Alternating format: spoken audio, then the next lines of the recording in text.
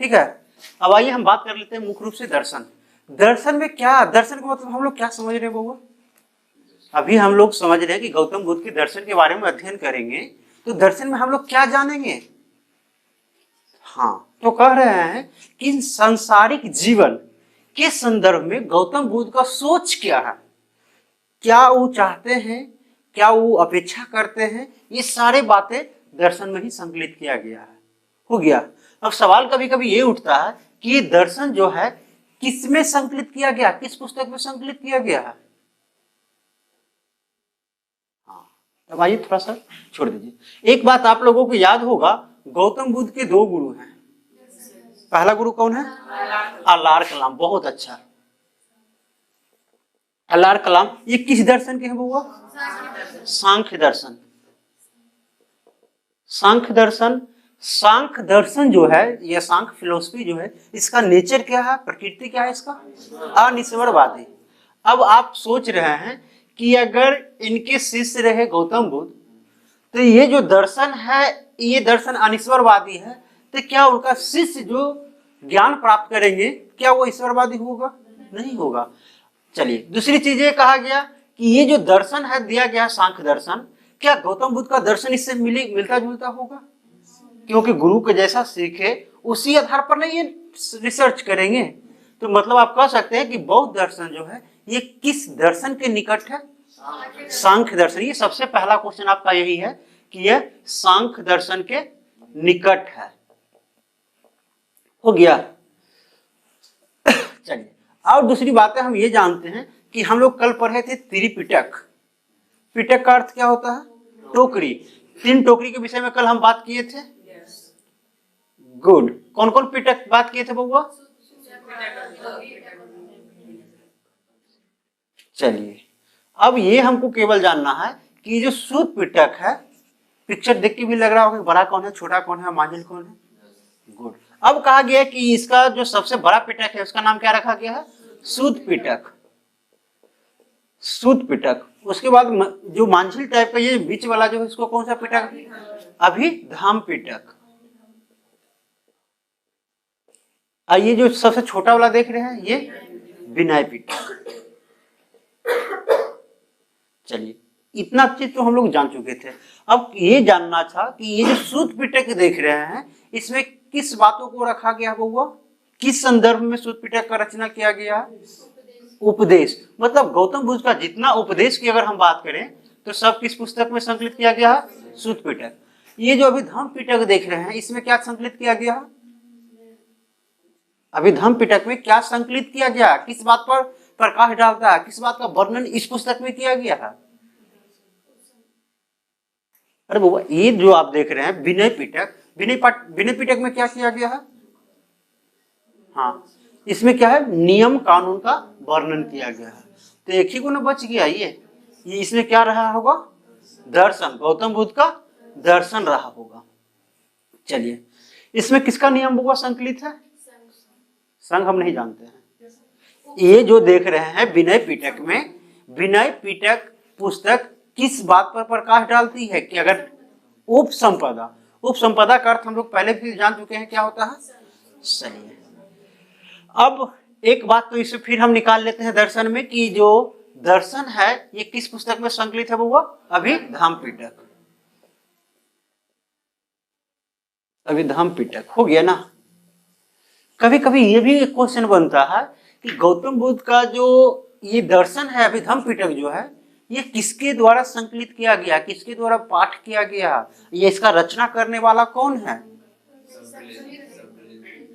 हाँ, ये क्या है? संकलित है। जबकि सूत पिटक का रचना किसने किया और विनय पिटक का रचना किसने किया? चलिए, बहुत अच्छा।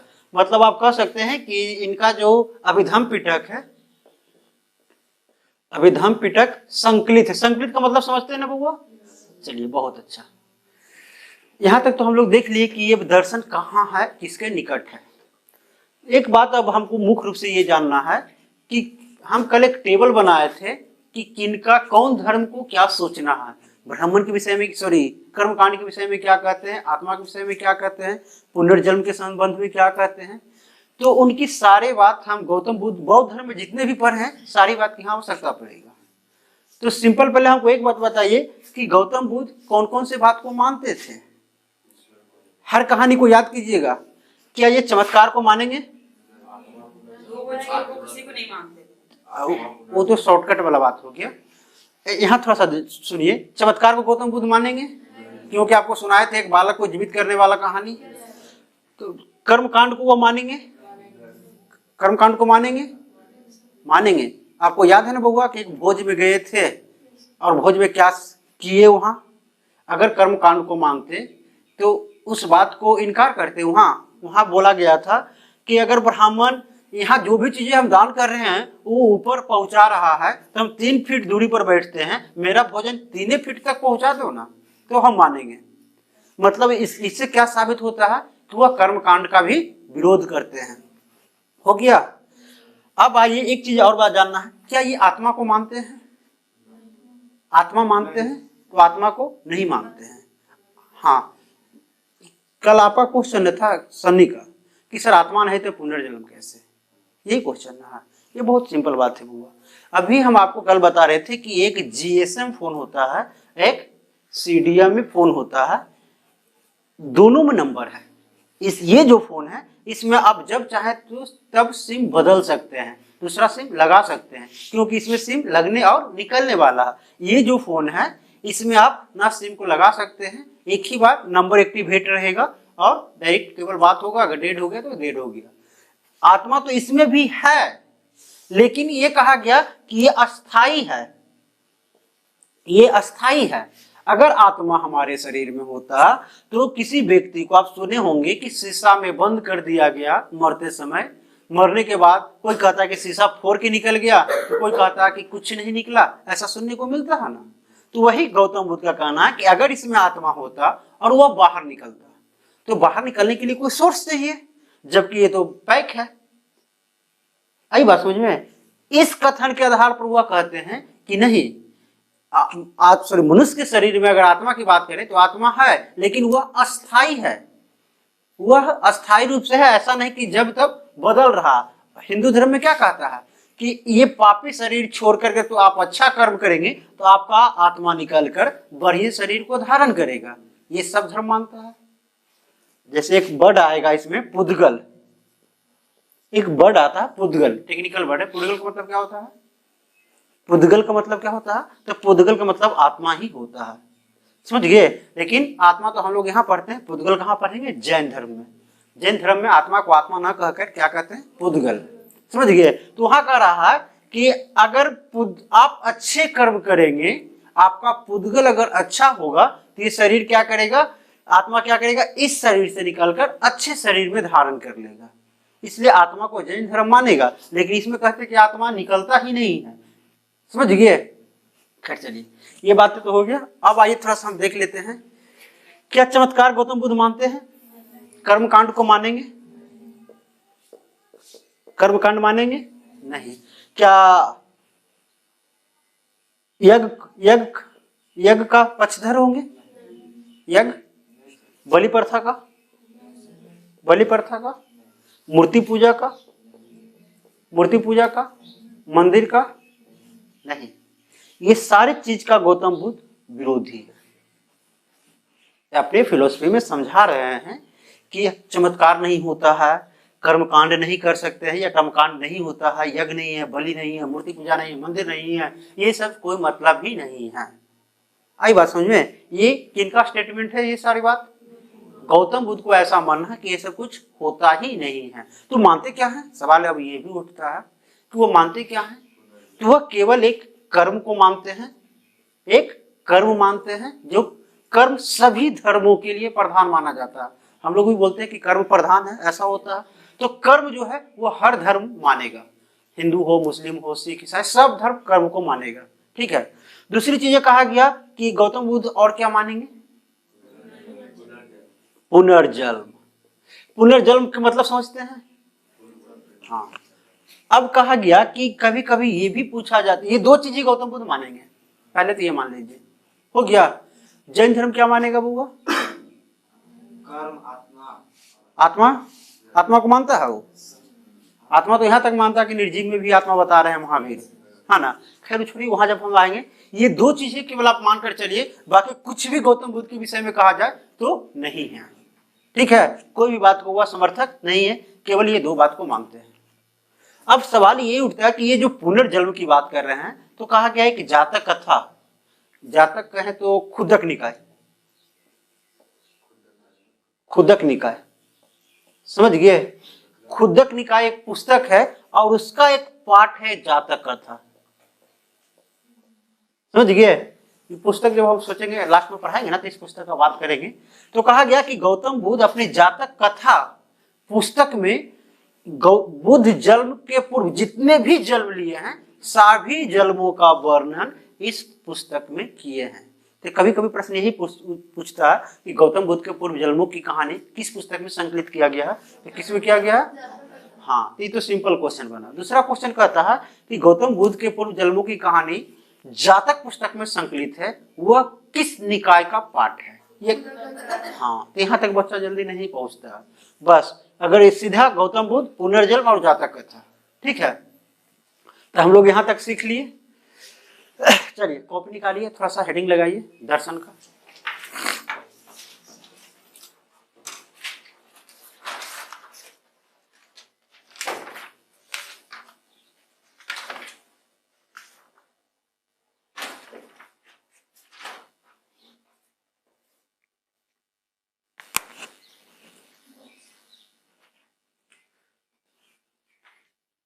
हो गया बउआ, दर्शन लिख के हेडिंग लगा दीजिए और लिखिए बौद्ध दर्शन किसके निकट है बउआ?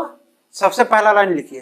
हाँ, तो सबसे पहला लाइन में लिखिए कि बौद्ध दर्शन सांख्य दर्शन के निकट है।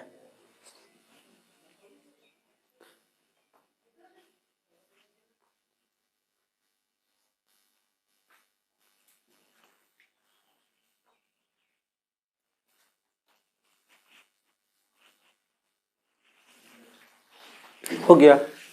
अगला पॉइंट बनाइए, बौद्ध दर्शन किस पुस्तक से प्राप्त होता है बउआ?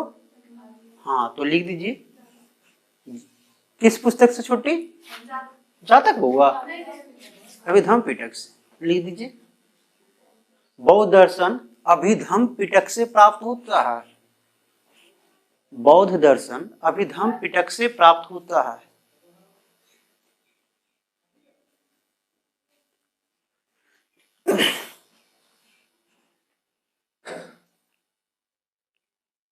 पिटक का अर्थ क्या होता है?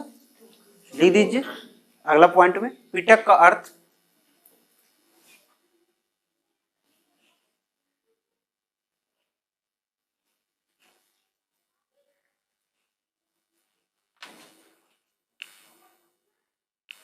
पिटक का अर्थ टोकरी होता है जिसकी संख्या कितनी है? 3। जिसकी संख्या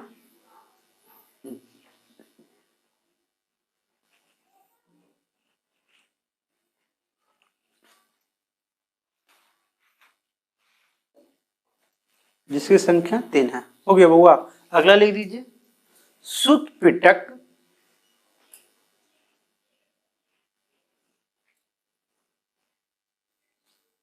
सबसे बड़ा कि छोटा? सबसे बड़ा। क्या संकलित किया गया इसमें? बुद्ध का उपदेश। लिख दीजिए सुत पिटक सबसे बड़ा पिटक है जिसमें बुद्ध के उपदेश संकलित किए गए।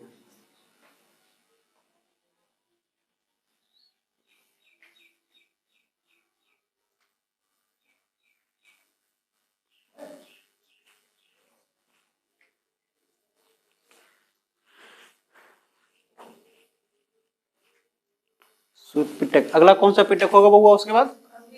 अभिधम्म पिटक। लिख दीजिए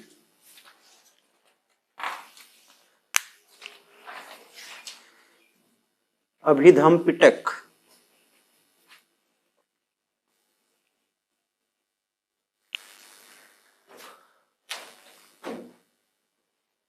अभिधम्म पिटक में क्या संकलित किया गया है? दर्शन।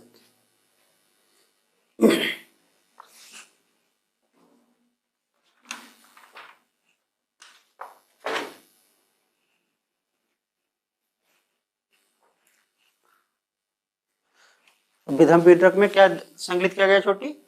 दर्शन। अगला पॉइंट लिख दीजिए, कौन पिटक? विनय पिटक। इसमें क्या दिया गया है?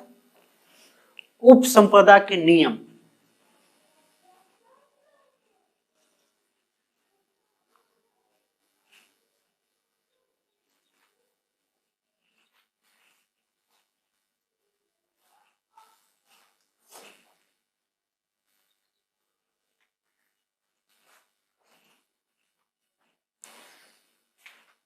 अगला लिख दीजिए, अगला पॉइंट, भगवान या ईश्वर, ईश्वर और आत्मा पर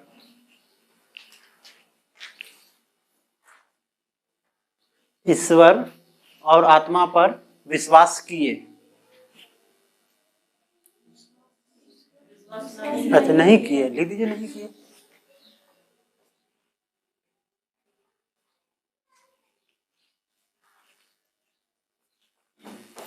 बौद्ध धर्म,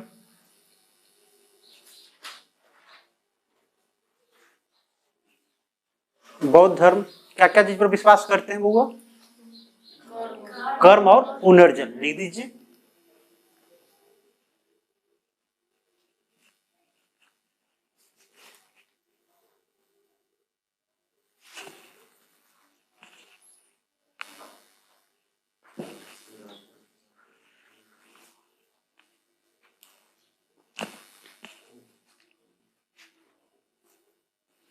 हो गया बउआ।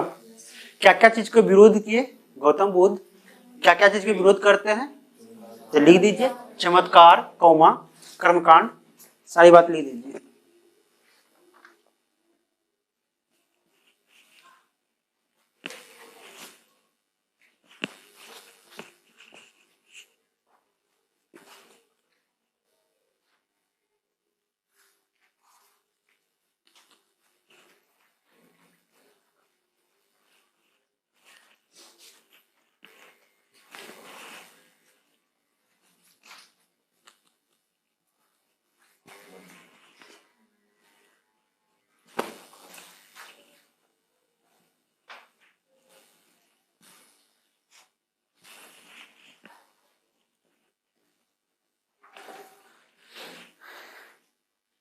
क्या क्या चीज को विरोध कर दिए, लिख दिए। बस आराम से आप पेन रखिए, ध्यान से सुनिए। अब आइए देखिए, कुछ कुछ ऐसे भी वर्ड होते हैं कि हम बोलेंगे कुछ और आप सोचेंगे कुछ। जैसे अगर हम बोलते हैं, हम लोग के धर्म में अगर बोलते हैं नंदी, नंदी बोलते हैं तो कौन भगवान पर मेरा सेंस जाता है? शंकर भगवान के पास जाता है ना। अगर हम बोल देते हैं ए लड़का, आप ध्यान से समझिए, अगर हम बोलते हैं चूहा, मेरा सेंस कहाँ जाता है? गणेश। अगर हम बोलते हैं शेर, सॉरी बाघ, बाघ, ऐसे होता है ना। मतलब हम लिख रहे हैं कुछ, बोल रहे हैं कुछ, आपका सेंस कहीं और जा रहा है। ये क्या है बुआ? हमारे देवताओं का प्रतीक चिन्ह है। ये क्या है? हमारे देवताओं का। जब हम लोग पढ़ेंगे गुप्त काल तो वहां बोलेंगे कि भारतीय देवी की बीना मिलती है। तो बीना का मतलब लोग समझ जाता है कि ये सरस्वती माता का जिक्र हो रहा है, समझ गए। खैर चलिए, तो अब हुआ क्या कि बहुत अधिक लोग, सॉरी हिंदी धर्म को छोड़कर, ये हिंदू धर्म जो क्या था, काफी खर्चीला धर्म होते जा रहा था। अब उससे गरीब तबके के लोग उससे प्रभावित हो रहा था, इसलिए सब ब्राह्मण धर्म को छोड़कर धीरे धीरे कहां प्रवेश करने लगा? बौद्ध धर्म में इन करने लगा। अब इसकी संख्या दिन प्रतिदिन कम होने लगी। अब ये लोगों को लगा, ये ब्राह्मणवाद जो चल रहा था, ब्राह्मण लोगों को लगता था कि अगर अधिक से अधिक लोग उसी में चला जाएगा तो हम लोग के पास बचेगा क्या? आई बात समझ में? तो इसलिए अब सोचा कि क्यों, क्या किया जाए, क्या किया जाए। ऐसा एक दिमाग लगाया, क्या किया कि बौद्ध धर्म को ही अपने धर्म में विलय करने का प्रयास कर लिया ये लोग, समझ गए। अब विलय कैसे करता है? हुआ क्या किया कि यहाँ 10 अवतार, पिछले दिन भी बात किए थे कि ब्राह्मण धर्म या हिंदू धर्म में 10 अवतार का एक महत्व है। 10 अवतार का एक कॉन्सेप्ट दिया गया और जिसमें 9वां अवतार बुद्ध को ही बता दिया। हो गया। अब बुद्ध को बताने के बाद क्या हुआ कि गौतम बुद्ध को ही मंदिर में स्थापित कर दिया। अच्छा, गौतम बुद्ध का मूर्ति आप लोग देखे हैं? आप लोग मूर्ति की पहचान कर लेते हैं?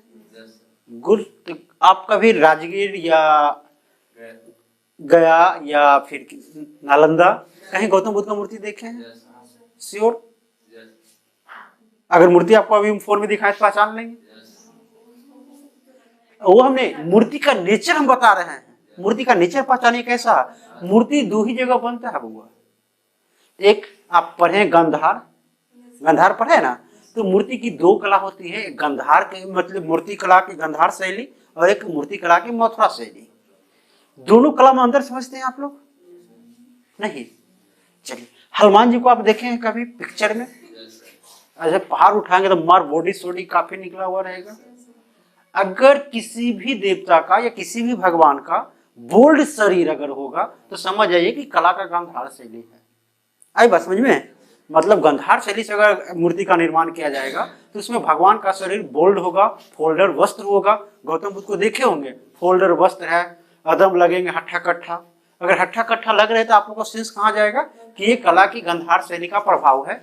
जबकि राम भगवान कितना ताकत रखते हैं, लेकिन कभी उनका बॉडी देख रहे हैं? कभी उनका फोल्डेड वस्त्र देख रहे हैं? नहीं। मतलब हुआ क्या है? मथुरा शैली है। तो ये चीजें आगे हम पढ़ेंगे, जब अशोक का समय आएगा ना तो वहां हम लोग पढ़ेंगे कला की गंधार शैली क्या होता है, मथुरा शैली क्या होता है, और गौतम बुद्ध का पूजा कैसे होने लगा, ये सारे आप पढ़ेंगे मुयत्तर काल के बाद। ठीक है? इसलिए अभी केवल मान के चलिए कि गौतम बुद्ध का पूजा होना शुरू हो गया। अब हुआ क्या, या लास्ट में जब पतन करेंगे वहां भी थोड़ा सा देखने को मिलेगा। अब कहा गया कि यहाँ से ब्राह्मण लोग, मतलब ब्राह्मण धर्म मानने वाले लोग अधिक से अधिक बौद्ध धर्म में शामिल हो गया। इन लोगों की परेशानी उत्पन्न हो गई कि अब हम लोगों का कुल इनकम का स्रोत ही चला जाएगा तो हम लोग कैसे जीवन यापन करेंगे। तो इसलिए वो क्या किया कि 10 अवतार, समझ गए, अवतारवाद का कॉन्सेप्ट लाया और 10 अवतार में बता दिया कि हमारे जो ईश्वर हैं विष्णु, हमारे जो ईश्वर हैं विष्णु, वह अवतार लेते हैं जब जब पृथ्वी पर पाप बढ़ जाता है तो वह अवतार लेते हैं और सभी का नाश करते हैं। इस प्रकार हम अभी तक ये पूरे 8 बार अवतार ले चुके हैं। हो गया, 8 बार अवतार ले चुके हैं। 9वां अवतार यही बुद्ध अवतार लिए हैं। हम लोग को पहचानने में गलती हो गया, समझ गए? मतलब बौद्ध धर्म को अपने अंदर विलय कराने की प्रयास कर रहे हैं। अब हुआ क्या कि मंदिर में एक बगल में गौतम बुद्ध और बगल में शंकर जी दोनों। अब शंकर जी के साथ साथ वहां नंदी रहेगा, नंदी रहेगा ना। ये बहुत ऐसे देवता हैं हम लोगों के जहाँ हाथी रहेगा, सांड रहेगा, कमल का फूल रहता है। नहीं, तो ये सारे चीजें अगर रहेगा तो बोलेगा क्या गौतम बुद्ध में ये सब कहाँ से आ गया, समझ गए? तो वो लोग क्या किया कि धीरे धीरे गौतम बुद्ध को भी ये सारी चीजों से जोड़ दिया। नहीं समझे? हमारे देवता लोग के जितने भी ये वाहन के रूप में रहते थे, प्रत्येक चीज जो है, ये सारे को क्या किया, गौतम बुद्ध के जीवन से जोड़ दिया कि काहे हड़बड़ा रहा, ये जो नंदी देख रहा ना, ये गौतम बुद्ध का जवान होने का प्रतीक है ना। अब क्योंकि मंदिर में वहां शंकर जी के साथ साथ नंदी रहेगा ही, तो वैसे स्थिति को निपटने के लिए क्या किया कि गौतम बुद्ध के साथ इनके पूरे जीवनी को जोड़ दिया गया और बोल दिया गया कि जब गौतम बुद्ध गर्भ अवस्था में थे ना, तभी से इनका प्रतीक चिन्ह देना शुरू हो गया। तो भाई पहले अगर गौतम बुद्ध गर्भ अवस्था में रहते हैं या गर्भ में रहते हैं तो उनका प्रतीक चिन्ह क्या है, बोलिए? नहीं, हाथ क्या बोलते हैं, सार के विषय में तभी हम बोल ही चुके हैं। इस गर्भ अवस्था का प्रतीक क्या है? अगर गौतम बुद्ध के साथ साथ हाथी का अगर जिक्र मिलेगा तो मतलब है कि गौतम बुद्ध अभी किस अवस्था में है, गर्भ में है। कहाँ है? गर्भ में। मतलब इनका प्रतीक चिन्ह क्या है, हाथी। अब गौतम बुद्ध क्या होगा, गर्भ से बाद बाहर आएंगे, मतलब उनका जन्म होगा। जन्म होगा तो उसका बउआ इधर आओ, जन्म का प्रतीक चिन्ह क्या होगा, कमल। जन्म आइडिया नहीं लगा सकता ना, जब तक आप एक बार दो बार पढ़े नहीं है आइडिया नहीं लगा सकते हैं, क्योंकि ये चीजें जब एक मिनट गौतम बुद्ध से इसको कोई लेना देना नहीं है। ये तो ब्राह्मण का दिमाग का उपज है कि ये सारे जो प्रतीक हमारे देवताओं का है, सारे प्रतीक उसके जीवन से ऐड कर दिया और यही चीज आज हम लोगों का विषय बन चुका है। नहीं समझ पा रहे हैं क्या? देखिए पहले बात को समझिए क्या है। यहाँ तो आप देख रहे हैं कि धीरे धीरे ब्राह्मण धर्म का पतन होने लगा और उत्थान में कौन आ गया, बौद्ध धर्म। अब ब्राह्मण लोग क्या किया कि अपने पतन को रोकने के लिए बौद्ध धर्म को अपने अंदर विलय, विलय मतलब समझते हैं, विलय मतलब समझते हैं, एक गिलास पानी लिए 100 ग्राम चीनी दे दिए, चीनी कहाँ गया? तो पानी में विलय हो गया, मिल गया, खत्म नहीं हुआ, पानी के साथ मिल गया। वही हुआ कि वो लोग चाह रहा था कि बौद्ध धर्म को हिंदू धर्म में ही विलय कर ले। आई बात समझ में? अब विलय करने के उद्देश्य से सबसे पहले तो क्या किया कि दशा अवतार का कॉन्सेप्ट दिया। दशा अवतार आप लोगों को याद होगा, सबसे पहला अवतार कौन है बउआ? पहले सोचिए, पहले पानी, उसके बाद पानी स्थल, फिर नर और पुरुष, और फिर छोटा मनुष्य, फिर बड़ा मनुष्य, फिर परशुराम, राम, कृष्ण और बौद्ध, यहाँ तक तो पहुंच ही जाएंगे। तो सबसे पहला अवतार कौन होगा? मत्स्य, उसके बाद कच्छप अवतार, उसके बाद सुवर्ण, सुवर्ण नहीं बोलिए, बराह, उसके बाद नर और सिंह, हाँ, उसके बाद बौना अवतार, उसके बाद परशुराम, फिर राम, फिर कृष्ण, और फिर बुद्ध, और उसके बाद कल्कि अवतार लेंगे। सफेद घोड़ा पर आएंगे नहीं। चलिए, ये हमारे दशा अवतार का कॉन्सेप्ट है, और उसी को बता दिया गया कि ये 9वां अवतार ही बुद्ध है। हम लोग पहचानने में देरी कर दिए, इसलिए अब हम लोग भी पूजा करेंगे, इसलिए हिंदू मंदिर में इनको स्थापित कर लिया गया। आई बात समझ में? अब कहा गया कि स्थापित जब किया गया तो वहां देख रहे हैं कि बगल में हमारे भगवान का प्रतीक चिन्ह अलग अलग है, जैसे अलग अलग भगवान का अलग अलग प्रतीक चिन्ह है। तो अब ये लोग सोचा कि क्यों ना हमारे भगवान का जितना भी प्रतीक चिन्ह है, सारे प्रतीक को हम गौतम बुद्ध के साथ जोड़ दे। ये सभी दिमाग का उपज है, ब्राह्मण लोगों का दिमाग का उपज है कि सारे प्रतीक को हम किसके साथ ऐड कर दें? गौतम बुद्ध के जीवन के साथ। तो कैसे ऐड करें भाई? अरे हमारे शंकर जी के एक ही होना है भाई, नंदी। अब इसमें 5 को हम जोड़ेंगे तो कैसे जुटेगा? तो क्या किए कि इनके जन्म से लेके मरण तक के पहुंच गए, और सभी जितने भी प्रतीक चिन्ह है सबको उनके साथ ऐड कर दिए। आई बात समझ में? उसी प्रकार का आ गया कि गौतम बुद्ध जब गर्भ अवस्था में है तो उसका प्रतीक चिन्ह क्या होगा? हाथी। अब क्वेश्चन आपको यही मिलेगा कि गौतम बुद्ध का जन्म का प्रतीक चिन्ह निम्न में से है, तो आप चूज करेंगे।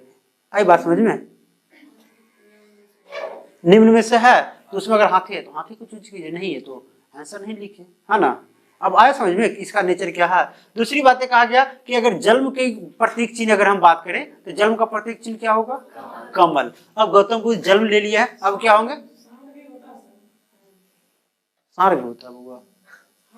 बहुत अच्छा, अच्छा आइए आपकी भी इच्छा पूरा कर देते हैं।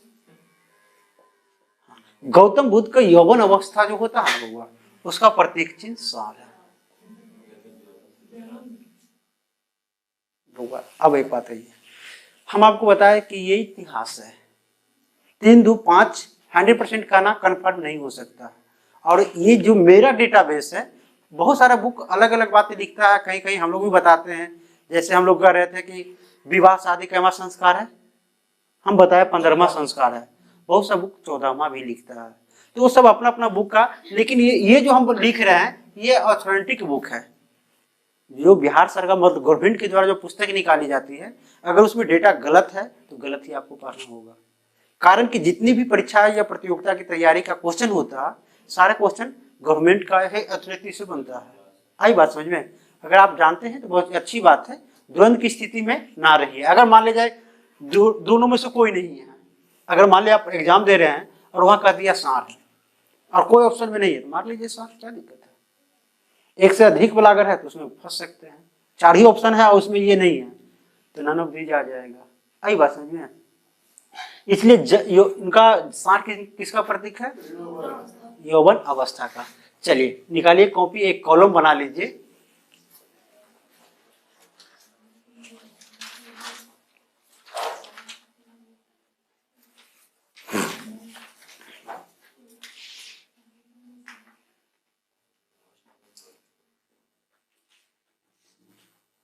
हो गया बउआ, एक कॉलम बनाइए।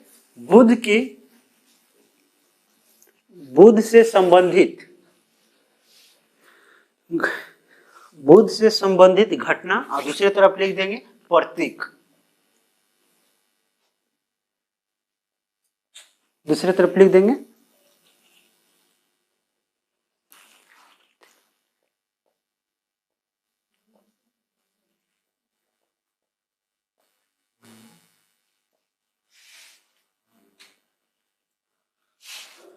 देखिए बुआ, पहला क्या लिखेंगे यहाँ, गौतम बुद्ध के, नहीं नहीं, पहला यहाँ ऊपर क्या हेडिंग लगा है, गौतम बुद्ध की संबंधित घटनाएं। दूसरे कॉलम में क्या लिखेंगे, उनके प्रतीक।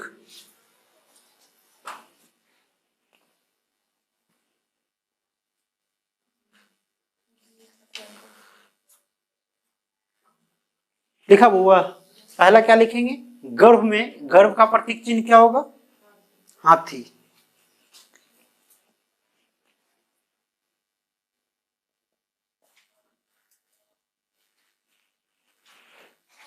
गर्भ का प्रतीक चिन्ह हाथी। जन्म का क्या लिखेंगे, कमल।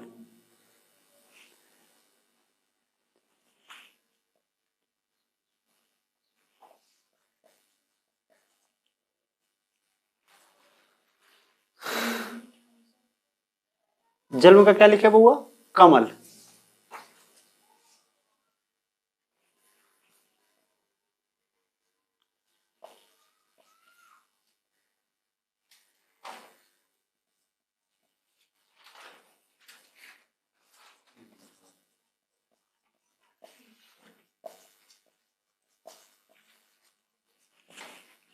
कॉलम बना लिए। चलिए आइए अब हम इसको आराम से देख लेते हैं। पहले कहा गया कि इनके जन्म से संबंधित पहला, सॉरी, अगर गर्भ में है, गर्भावस्था का प्रतीक चिन्ह क्या है, हाथी। जन्म का क्या है बुआ, कमल। और यौवन का क्या है, सांड। और समृद्धि का क्या है, का शेर। समृद्धि का क्या है, शेर। गृहत्याग का क्या होगा, घोड़ा। गृहत्याग का क्या लिखेंगे, घोड़ा। ज्ञान प्राप्ति का क्या कहेंगे बुआ, पीपल वृक्ष उचित होगा, है ना, पीपल वृक्ष के नीचे हुआ था। निर्वाण का क्या कहेंगे, हाँ ठीक है, लेकिन ये ज्ञान प्राप्ति के समय की बात है, ये प्राप्त होने की बात है। हाँ, उसका भी आपको याद है, गौतम बुद्ध बुद्ध पूर्णिमा के अर्धरात्रि में जब आंख खोले थे और आंख खोलकर कदम बढ़ाए थे, वहां छप गया था। हाँ, तो लिख दीजिए, निर्वाण का क्या हो जाएगा, पद चिन्ह। नहीं वो इसका तो पीपल ही होगा।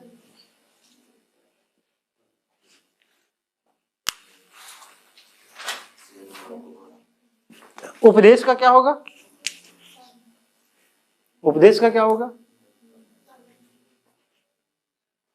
धर्म चक्र परिवर्तन। चक्र का संदेश क्या है, मतलब उपदेश क्या है हुआ, चक्र।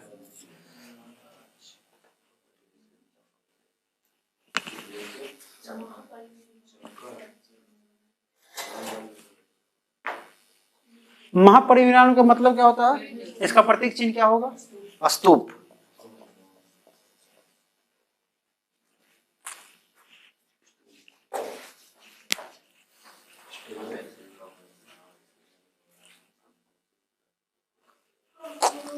हो गया। अब आइए बस एक बार केवल ध्यान देके इसको देख लीजिए और इसको लिंक करने की प्रयास कीजिए। अगर जन्म की हम बात करें, बहुआ इधर सुन, छोड़ दीजिए। जन्म की अगर हम बात करें तो उसका प्रतीक चिन्ह क्या है, हाथी। जन्म का क्या है, कमल। जन्म का क्या है, यौवन। यौवन मतलब क्या होता है, जवान। जवान की अवस्था में नहीं, हम लोग को बोलचाल भाषा में कभी कभी प्रयोग कर लेते हैं। हाँ हाँ सही बोले। उसके बाद क्या है, या क्या है, समृद्धि। समृद्धि मतलब क्या कहेंगे, उसका प्रतीक चिन्ह क्या है, शेर। तो उसके बाद क्या हुआ, गृहत्याग। निश्चित रूप से हमेशा याद रहेगा, घोड़ा चढ़ के निकल गया। ज्ञान प्राप्ति कहाँ हुआ था, पीपल, इसलिए क्या कहेंगे, पीपल हो जाएगा। निर्वाण का क्या होगा बुआ, पद चिन्ह। हो गया। उसके बाद उपदेश को क्या कहेंगे, चक्र। उसके बाद निर्वाण का क्या कहेंगे, स्तूप। हो गया। चलिए यहाँ के बाद हम लोग, आप लोग को हमेशा जब बात कर रहे थे तो इसमें कुछ कुछ टेक्निकल वर्ड देते जा रहे थे। जैसे इसमें कुछ बताया गया, ये गृहत्याग। गृहत्याग को हम लोग क्या कहते हैं बुआ, महाविनिष्क्रमण। और निर्वाण को क्या समझते हैं, ज्ञान की प्राप्ति। महापरिनिर्वाण का मतलब क्या समझते हैं, तो आइए इस बात को थोड़ा सा लिख लेते हैं। अगला पॉइंट बनाइए। बौद्ध धर्म के अनुसार, वो केवल बौद्ध धर्म के लिए ही मान्य है, उसके बाद आगे नहीं माना जाएगा।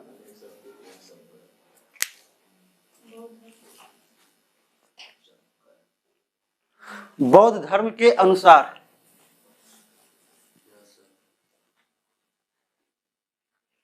बौद्ध धर्म के अनुसार सबसे पहला क्या लिखेंगे? गृह त्याग। उसमें भी 2 कॉलम बना लीजिए ना। एक काम कीजिए, इधर घटनाएं और उसका घटना और उस घटनाओं का नाम। अनेक शब्द चलिए, अनेक शब्द का एक शब्द बहुत अच्छा है। बउआ देखिए, पहले बात 2 मिनट रुक जाइए। हम जो बता रहे हैं पहले मेरी बात को समझिए, हम बोल क्या रहे हैं। आप लोग जो बचपन में बातें पढ़े हैं ना, उसको लगभग 50% हम खारिज करते चलेंगे कि आपने गलत पढ़ा है। हम ही हो सकता पढ़ाए हैं उस समय, लेकिन उस बात को खारिज। एक मिनट, इस बात को समझना चाहता है? आइए, एक मिनट। कोई बच्चा यूकेजी तक पढ़ रहा है, ठीक है। फिर कोई बच्चा को हम ले लेते हैं कि वह 5 क्लास में पढ़ रहा है, ठीक है। 5 क्लास के बाद हम ले लें कि बच्चा 10 क्लास में पढ़ रहा है। उसके बाद हम ले लें कि वह 12th प्लस में है।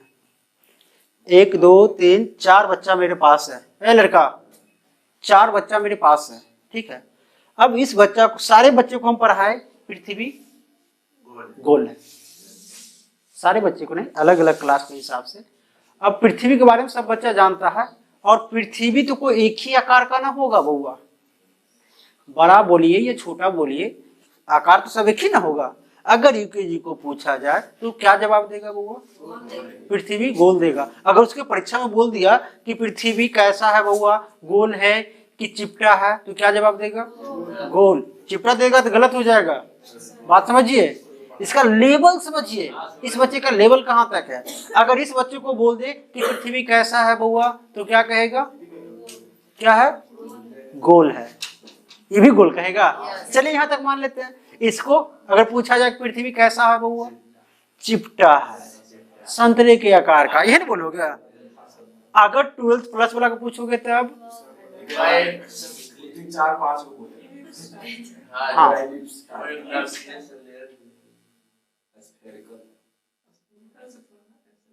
हाँ। तो अब बताइए, आप लोग जानते हैं कि इसका आकार कैसा है? आप लोग तो 12th प्लस है। हाँ, तो पृथ्वी का एक आकार ऐसा है जिसका कंपैरिजन किसी भी आकार से नहीं किया जा सकता है, इसलिए इसको जियोटिक कहते हैं। पृथ्वी का आकार कैसा है? तो जियोटिक है। केवल ये 12th प्लस वाले के लिए है। अगर नीचे वाला बच्चा बोल देगा तो हो सकता है कि पार हो जाएगा।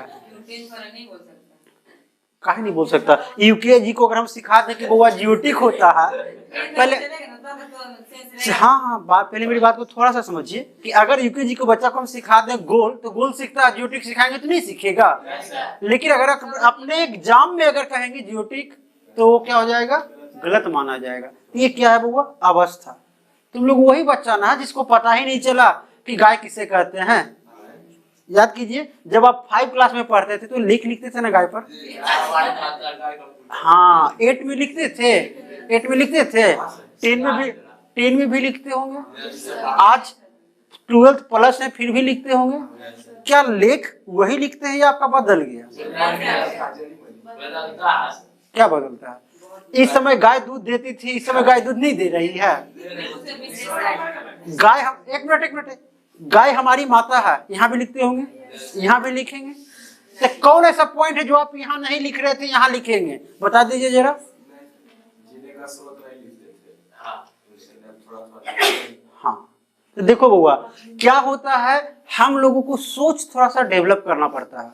जैसे जैसे हमारा क्लास आगे बढ़ता है, वैसे वैसे हमारा सोच भी बढ़ना चाहिए। क्या है? गाय हमारी माता, इसको 5 लाइन में लिख के कौन दिखाएगा? गाय हमारी माता है, गाय हमारी माता है। चलिए 10 लाइन में कौन कौन लिखेगा? 10 लाइन में कौन लिख सकता है?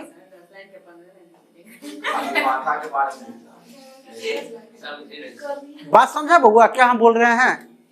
गाय हमारी माता है, इस बात को हम यहाँ भी लिख रहे थे, लड़की यहाँ भी लिख रहे थे और यहाँ भी लिख रहे थे। लेकिन अब अगर 12th प्लस में आया और यही बात को लिखेंगे, तो लिखने का कुछ तो अलग होना चाहिए ना। अलग लिखने का शैली है आपके पास। अगर इस शैली को आप डेवलप कर लेते हैं तो आपकी कंडीशन बहुत अच्छी मानी जाती है। नहीं तो आप लोग वही ना पढ़े हैं पर्यायवाची शब्द, पढ़े हैं पर्यायवाची शब्द? बताइए पर्यायवाची शब्द होता है, पर्यायवाची शब्द होता है? बोलो कोई बता, पर्यायवाची शब्द पढ़े हैं बउआ? किससे कहते हैं, कोई बता सकता है? बता सकते हैं लेकिन क्या? समान अर्थ, पक्का? अच्छा अब आइए, अब यहाँ नहीं ये नहीं, अबे आप लोग पूछे पढ़े केवल पर्यायवाची शब्द किसे कहते हैं, अब यहाँ पूछेगा कि पर्यायवाची शब्द कितने प्रकार के होते हैं। अगर पढ़े तो बताइए पर्यायवाची शब्द कितने प्रकार के होते हैं, बता सकते हैं? बउआ इधर सुनिए, तो अभी आप जितना पढ़े हैं ना वो कितना है, कह सकते हैं कि समंदर में एक चम्मच भर आप पढ़े हैं, पूरे समंदर बाकी है। एक समंदर की अगर बात करें कि पढ़ाई अगर पूरा समंदर है और आपका जो नॉलेज है वो एक चम्मच की बात है, एक चम्मच।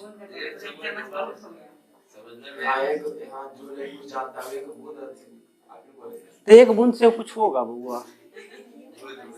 तो पहले एक बात मान के चलिए कि जो पहले चीजें हम लोग पढ़ रहे हैं तो बहुत ऐसी बातें हैं कि छेड़छाड़ क्यों करें, चलो उसको निप पोत के निकल जाए, वही कॉन्सेप्ट। लेकिन अब अगर निप पोत के निकलिएगा तो उसमें तो था कि निप पोत के निकलेगी तो फर्स्ट डिवीजन और सेकंड डिवीजन तो आएगा, इसमें अगर निप पोत के निकलेगा तो सेकंड डिवीजन थोड़े आता है, इसमें दो ही रिजल्ट होता है, पास या फेल। इसलिए यहाँ हर कॉन्सेप्ट को क्लियर करना पड़ेगा, जितना भी कॉन्सेप्ट आपको मिलता है। आई बात समझ में? और बस सवाल रहा कि ये पर्यायवाची शब्द कितने प्रकार के होते हैं, तो आप लोग जाइएगा गूगल बॉक्स में खोज के लाइए। ऐसा कौन कहता है? हाँ जवाब दें। हाँ देखो बउआ, जब आप खुद ब खुद तुम समझ जाएगा, हल्ला नहीं कीजिए, 2 मिनट रुकिए। तो ये क्या है, ये भी देख पॉइंट ही है ना बउआ। पहले डिफाइन जो आप बोलते हैं, अरे बउआ बताना आपको अनिवार्य है। क्या बोल रहा है कि नहीं समझे? तो हाँ नहीं समझे, हम नहीं समझे, अगर हमको लग रहा है कि हम समझ रहे थे ठीक है, उनको नहीं लगे तो क्या दिक्कत है, हो गया। चलिए अभी पर्यायवाची शब्द का जो डिफाइन आप लोग बताते हैं, उस डिफाइन को थोड़ा सा सोच कर बोलिए, क्या बोलते हैं? एक शब्द का सीधा हम लोग चले हैं समान अर्थ। हाँ तो वही ना होगा वो, समान अर्थ रखने वाला। बहुत अच्छा, अब कहने का सेंस हो गया कि हम लोग क्या लिख लेते हैं, 1 2 3 लड़का 4 को हम सेंटेंस लिखते हैं, ठीक है। 4 सेंटेंस में एक वर्ड को हटाकर और चारों में डाल देंगे। समान अर्थ अगर रखेगा तो भाव नहीं ना बदलेगा, नहीं। आओ बउआ, हम लोग पानी पीते हैं, हो गया। हम लोग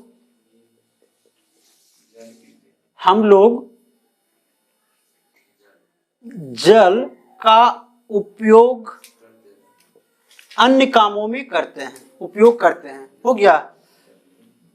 हम लोग, अब देखने के बजाय अलग कहानी पढ़ेंगे,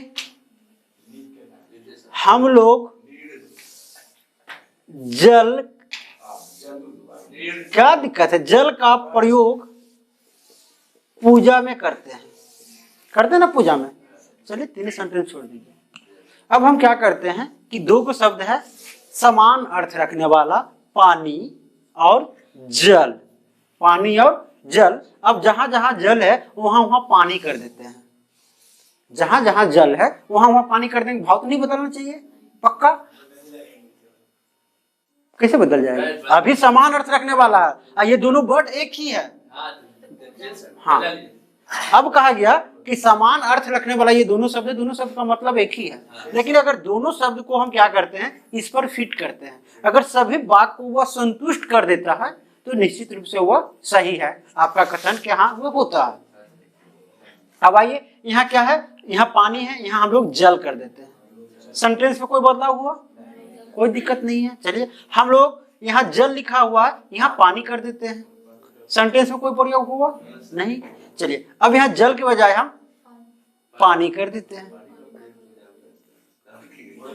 अब पंडित जी पूजा कराते कराते बोल देंगे कि बउआ पानी ले ला। अगर पूजा करवा रहे हैं, अमार मंत्र दिए जा रहे हैं लगातार, और उस समय बोल दे कि पानी, उस समय आपका सेंस क्या होगा? बतौला नहीं कीजिए, सोच के देखिए, इससे क्या अनुभव करेंगे आप? अनुभव करने लेकिन थोड़ा ही हाँ, थोड़ा सा डिफरेंट आया ना बउआ। थोड़ा सा ये कैसे? फिर वही बात तो देखा गया। थोड़ा सा बात हो जाए। हाँ, तो कहने का अर्थ है कि पर्याय बात सही शब्द हम उसको कहेंगे कि 1000 सेंटेंस हम लिखें और 1000 बदल दें, उस पर कोई प्रभाव नहीं पड़नी चाहिए। अगर प्रभाव पड़ रहा है तो आप कह सकते हैं कि यह पूर्ण पर्यायवाची शब्द नहीं है। मतलब आप कह सकते हैं कि पर्यायवाची शब्द दो प्रकार के होते हैं, पूर्ण पर्यायवाची शब्द और अपूर्ण पर्यायवाची शब्द। यही अपूर्ण में ही आता है। आई बात समझ में?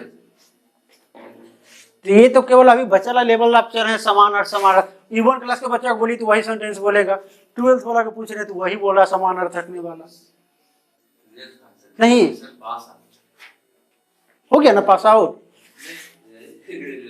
चलिए खैर छोड़िए, वो सब बात की टॉपिक है, उसको छोड़ दीजिए। गलत क्या है? क्लियर होनी चाहिए ना। अब आपके दिमाग में ये बातें तो आया ना कि पर्यायवाची शब्द बहुत जगह नहीं भी सेट कर सकता है।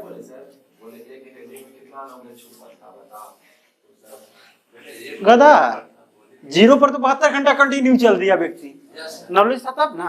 अब आप हेडिंग की बात कर रहे हैं,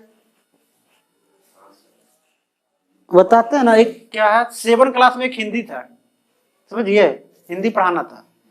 हिंदी में क्या था कि एक टॉपिक था, वह नर नहीं है, वह नर नहीं है, ये लेसन का हेडिंग था। वह नर नहीं, यही समझाने में एक पीरियड हमको लग गया। मतलब पूरे एक क्लास वह नर नहीं है। मादा तो गधा वो कह देगा। इसका भाव समझिए, भाव। नर मतलब क्या होता है ये भी पता है? नर मतलब नारी क्या होता है, अब याद रखना।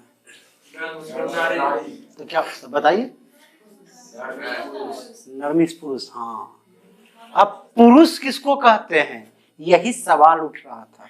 पुरुष तो हम भी हैं, अगर जेंडर के आधार पर देखा जाए तो पुरुष हम भी हैं, ये भी है, सब यह पुरुष दिख रहा है ना। लेकिन वहां नहीं कहता है कि वह लौह पुरुष है। क्यों उनको लौह पुरुष कहा गया? गधावा को कहा जाएगा?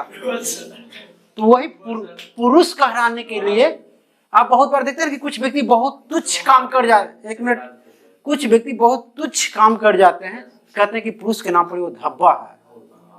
तो वही पुरुष का सेंस समझने में ही लग गया एक दिन, तुम लोग इसको वैल्यू ही नहीं कर रहा है। चलिए क्या लिख रहे थे हम लोग बुआ?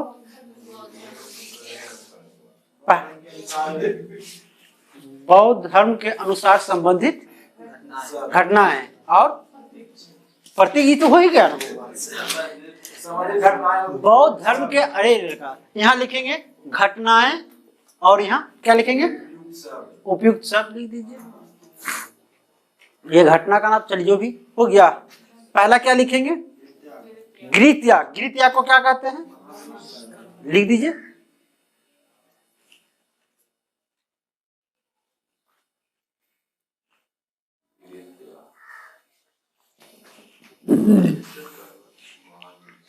हो गया।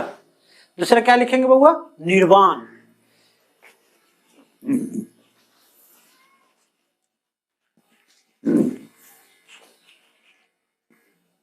निर्वाण का क्या होगा बउआ?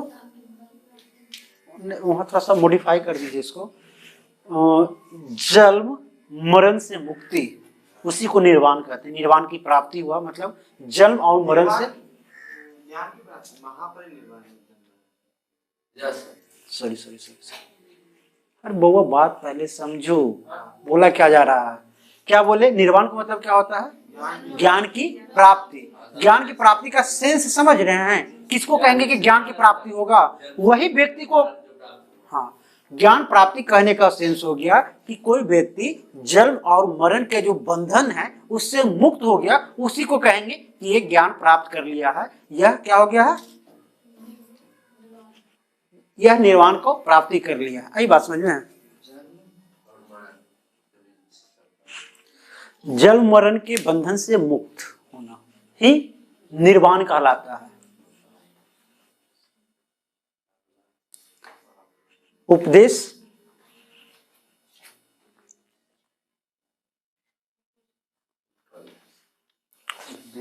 उपदेश किस घटना का नाम है वो?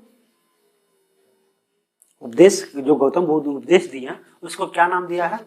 हाँ, धर्म चक्र परिवर्तन। धर्म चक्र परिवर्तन। मृत्यु को क्या कहा गया है? महापरिनिर्वाण।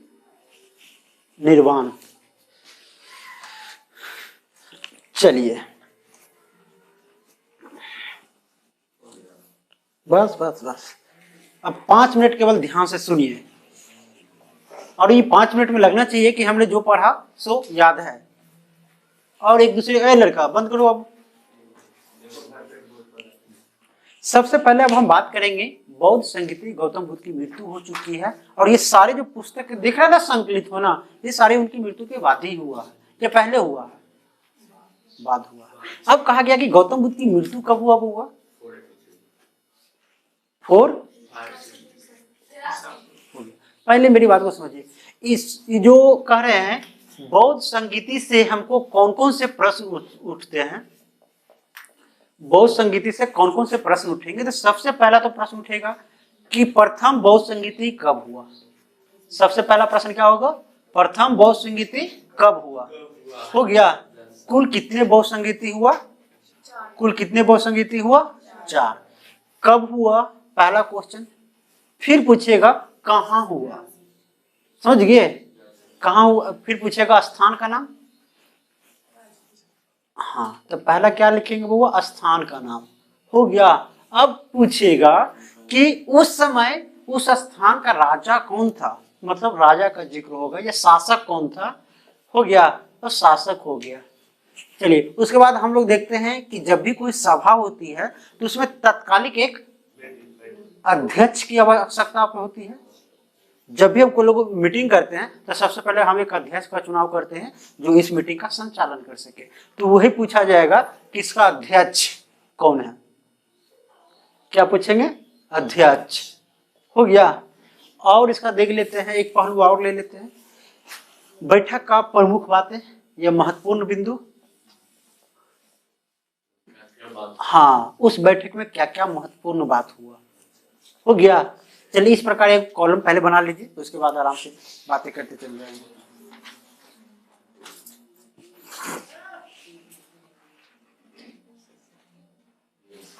बनाइए।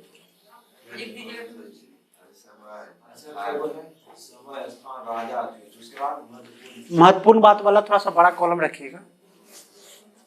हमको लगता है कि कॉपी को घुमा लीजिए, कॉपी को घुमा के लिखिए। हाँ हाँ, ऐसे में थोड़ा फैल लिखोगे तो साफ रहेगा।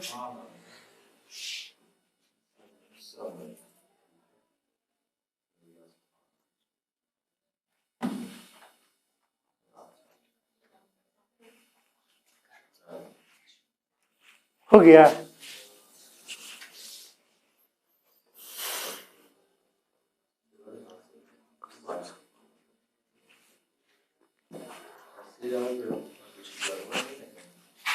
नहीं रे बउआ,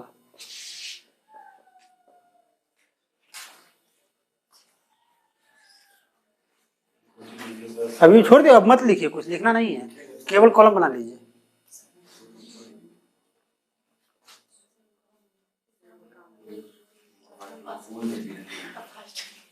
लीजिए। हो गया।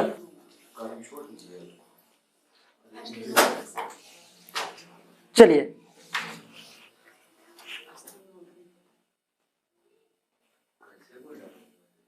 छोड़ दीजिए ना, कोई दिक्कत नहीं। अब आइए हम बात करते हैं। कहा गया कि इसका जो डेट है, डेट में उतना कोई लोचा नहीं है। बस एक बात को केवल याद रखिए कि गौतम बुद्ध का मृत्यु कब हुआ?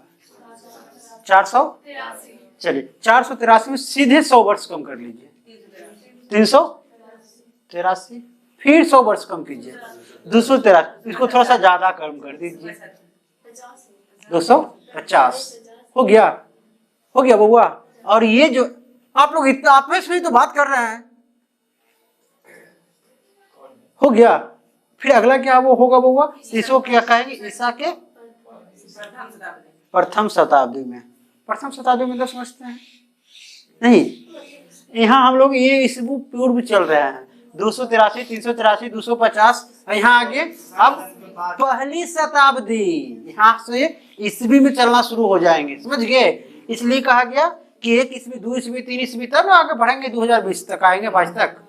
तो वही बात कहा गया, ये ईसा की प्रथम शताब्दी। सबसे पहले आपस में बातचीत करना बंद कीजिए, अगर बात करना हो गया बुआ। चलिए आइए, डेट का क्या एक दिमाग में कॉन्सेप्ट रखेंगे?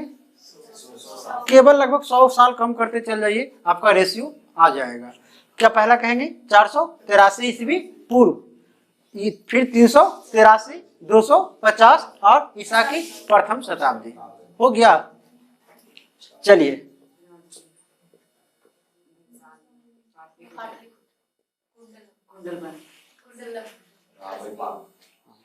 कश्मीर का स्थापना किसने किया बउआ? कश्मीर का स्थापना किसने किया?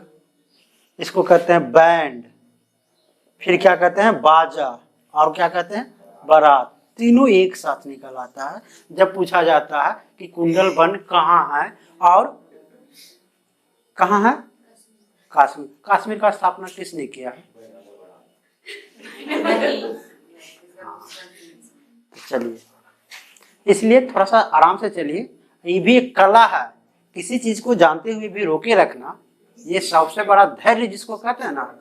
हाँ चलिए, तो सबसे पहले हम लड़का, पहले हम स्थान के अगर हम जिक्र करें तो ये एक बात हमेशा मान के चलिए कि जो ये सारे लगभग जहां भी होगा उसकी राजधानियां में इसको स्थापित किया जाएगा। अगर मान लीजिए 483 में राजधानी कहाँ था पहले बउआ? राजगीर। उस समय का एक मिनट, राजा कौन था? बिंबिसार। अजात शत्रु जब हम पढ़ा रहे थे तो आपको याद आया, बोले थे कि प्रथम बहु संगीति करवाया था। हाँ,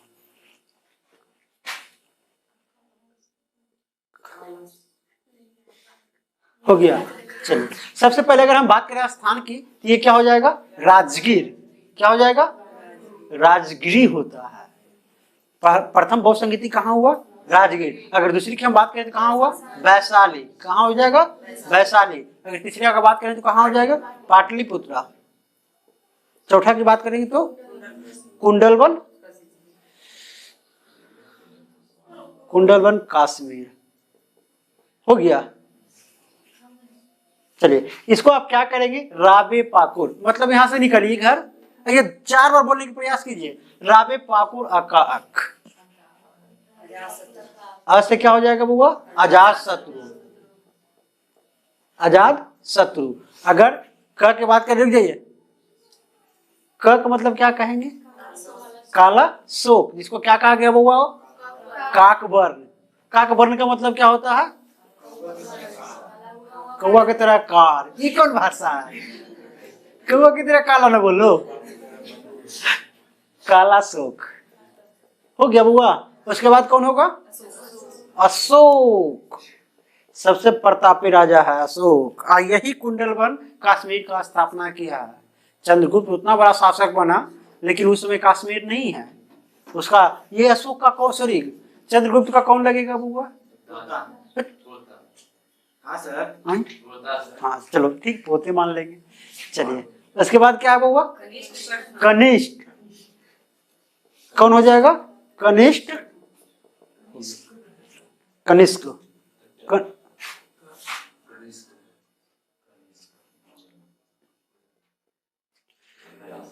कनिष्क, हो गया। अगर राजा का जिक्र आ गया तो क्या हम बोले करेंगे बुआ? अजात शत्रु, कालाशोक और अशोक और कनिष्क। अगर अध्यक्ष की बात करें तो अध्यक्ष कौन होंगे बुआ? पहला अध्यक्ष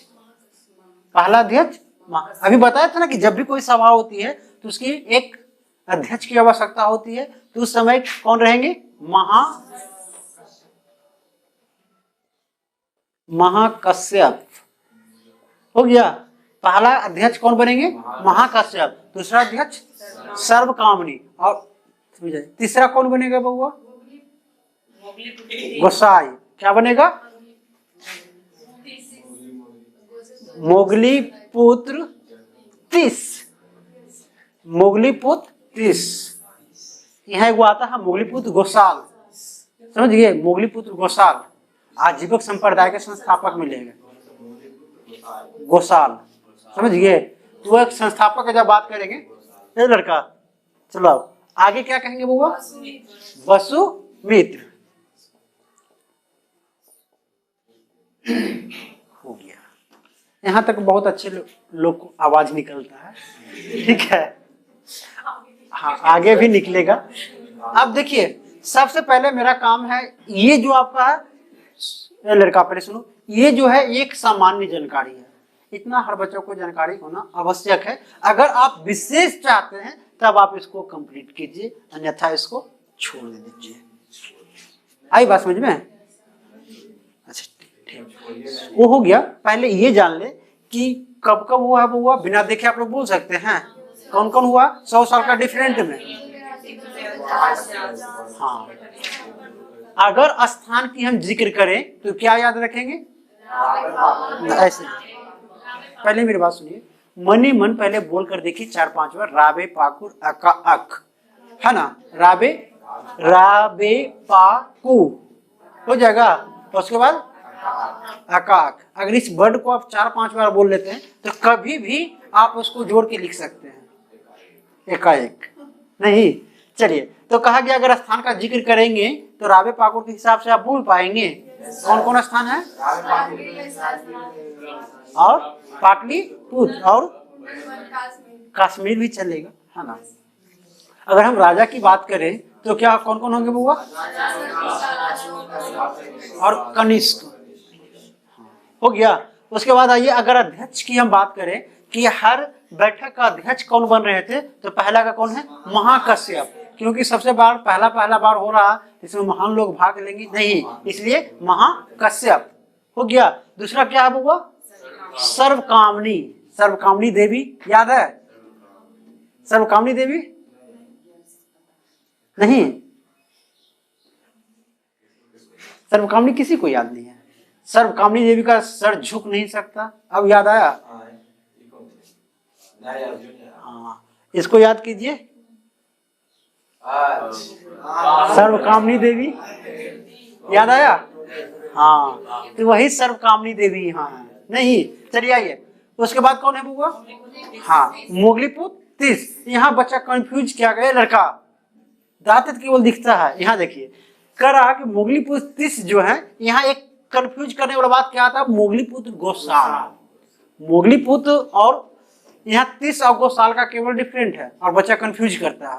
तो हमेशा याद रखें कि गोसाल की अगर बात होगा तो वह आजीवक संप्रदाय जो धर्म है उसका संस्थापक है। कौन है? जैसे बौद्ध धर्म है, जैन धर्म है, उसी प्रकार आजीवक संप्रदाय एक धर्म है, समझ गए? और उस धर्म का संस्थापक कौन है? मोगलीपुत्र गोसाल। तो आप बता दीजिए जैन धर्म का संस्थापक कौन है? Rishabhdev. Are you sure? Sure. तो उसमें 2 संस्थापक का जिक्र होता है, समझ गए? एक संस्थापक और एक वर्ड आता वास्तविक, समझ गए?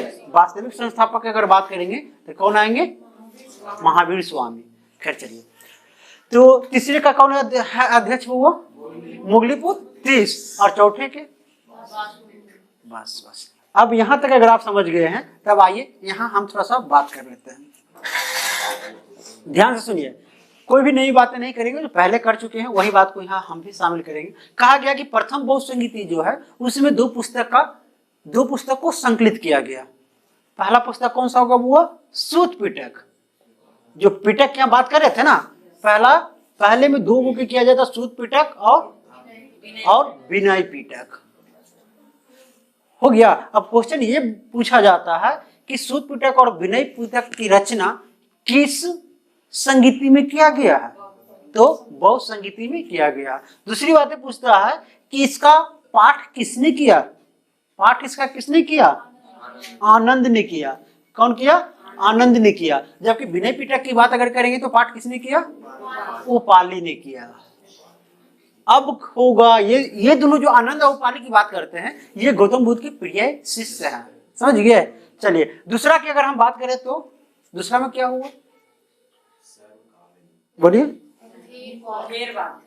हाँ, यहाँ एक बात आता है थेरवाद और एक बात आता है महासंघिका। महासंघिका का निर्माण हुआ। हो गया। थेरवाद और महासंघिका का निर्माण हुआ। जबकि तीसरा में क्या हुआ बबुआ? तीसरे में अभिधम्म पिटक का रचना हुआ। हर बार आइए नहीं, दिल्ली दूर है लेकिन इतना भी दूर नहीं है। अभिधम्म पिटक, लड़का अभिधम्म पिटक का रचना हुआ। चलिए, अभिधम्म पिटक का रचना किसने किया हुआ? ये संकलित।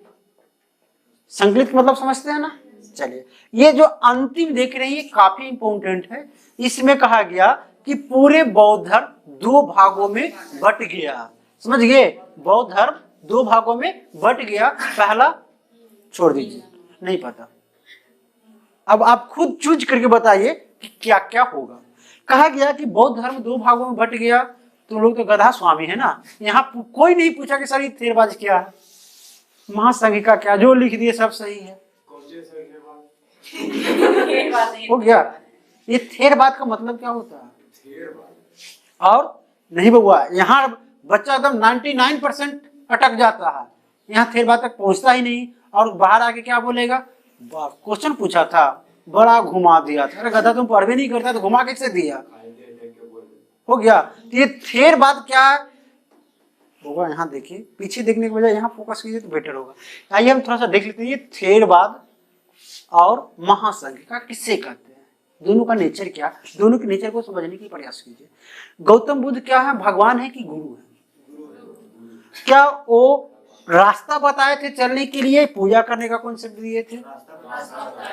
तो अब देखिए जो थेरवाद देख रहे हैं, तो गौतम बुद्ध के द्वारा बताए हुए जो रास्ता है, समझ गए, उस रास्ते पर जो चल रहे हैं उनके सारे बात को मानते हैं, वह क्या है? थेरवाद।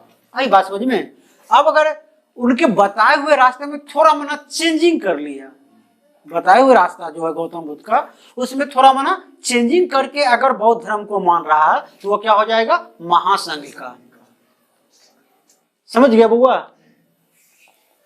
महासंघिका। महासंघिका में क्या बताया गया बुआ? है दोनों बौद्ध धर्म ही, लेकिन इसमें कुछ अपने हिसाब से भी शामिल कर दिए हैं, कुछ बुद्ध के बात को हटा दिए हैं। उसको क्या कहा गया? महासंघिका।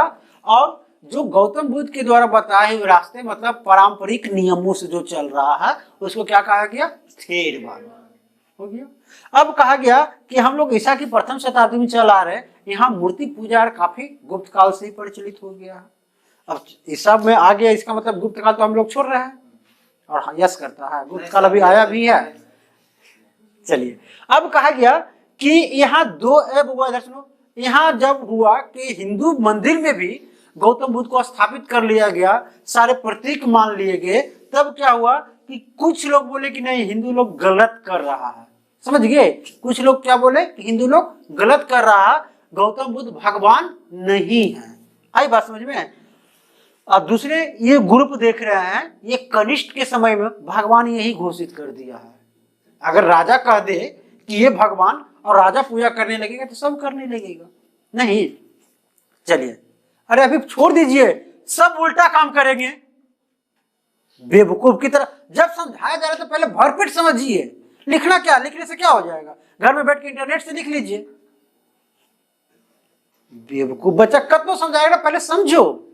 तो उल्टा करेगा, लिखाएंगे तो पढ़ेगा, पढ़ेंगे तो लिखेगा। हो गया। सबसे पहले अब आइए, कहा गया कि बौद्ध धर्म में अब दो प्रकार का विचार आ गया।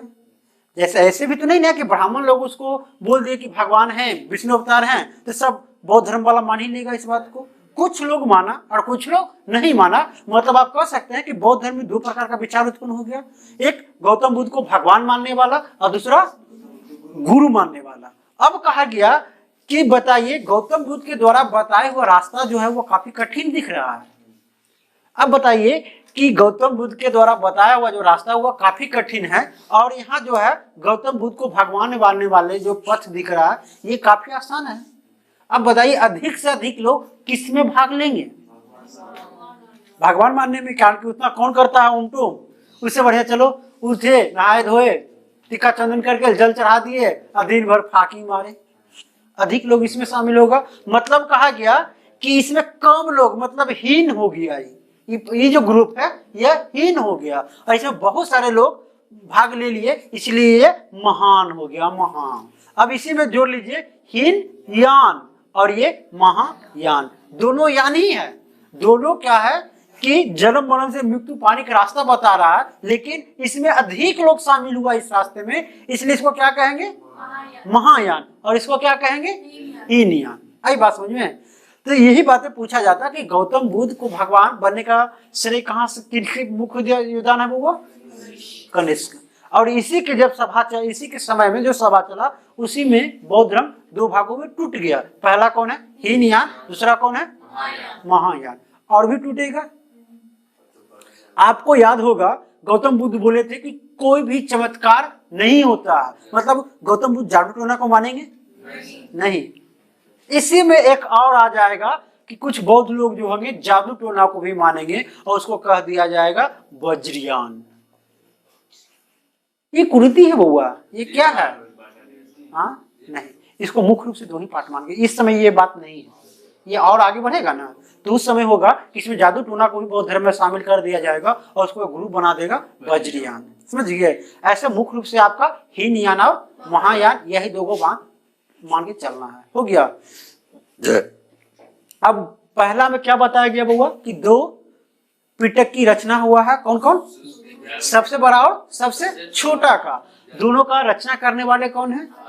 दोनों में क्या क्या बात संकलित किए गए हैं ये भी पता हो गया। दूसरी बात ये कहा गया ये थेरवाद। थेरवाद मतलब समझ गए, गौतम बुद्ध के जो पारंपरिक नियम थे उस नियम को मानने वाले जो ग्रुप था उसको थेरवाद कहा गया है। और जो उसमें थोड़ा मोड़ा बदलाव कर लिया है ना, थोड़ा मोड़ा बदलाव करके अपनी बात जोड़ लिया, उसको क्या कह दिया गया? महासंघ का। हो गया। तीसरा जो बैठक हम कर रहे हैं मोगलीपुत्र 30 वाला, उसमें क्या बताया गया? अभिधाम पिटक का रचना हुआ जिसमें